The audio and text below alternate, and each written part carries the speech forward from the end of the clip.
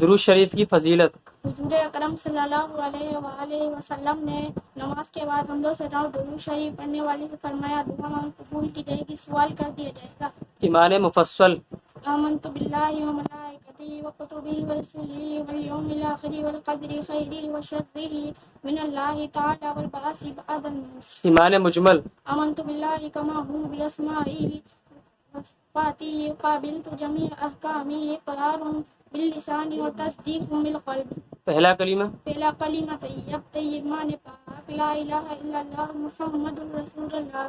دوسرا کلمہ۔ دوسرا کلمہ شہادت معنی گواہی دینا، اشہد ان لا الہ الا اللہ وحدہ لا شریک لہ واشہد ان محمدا عبدہ ورسولہ۔ تیسرا کلمہ۔ تیسرا کلمہ تمجید معنی بزرگی، سبحان اللہ والحمد للہ ولا الہ الا اللہ واللہ اکبر ولا حول ولا قوۃ الا باللہ العلی العظیم۔ چوتھا کلمہ۔ چوتھا کلمہ توحید معنی کہ لا الہ الا اللہ وحدہ لا شریک لہ لہ الملک وله الحمد یحیی ویمیت وهو حی لا يموت ابدا ابدا ذو الجلال والاکرام بیدہ الخیر وهو على كل شیء قدیر۔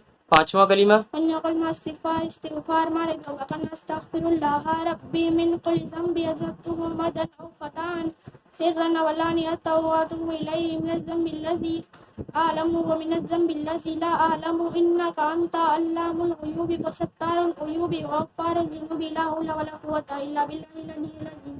چھٹا کلمہ۔ چھٹا کلمہ ردی کفر معنی کفر کی بات کو انکار کرنا، اللہم انی اعوذ بک من ان اشرک بک شیئا وانا اعلم به استغفرک لما لا اعلم به تبت عنه وتبرأت من الكفر والشرك والكذب والغيبة والبدعة والنميمة والفواحش والبهتان والمعاصي كلها واسلمت واقول لا اله الا الله محمد رسول الله۔ سبحان اللہ۔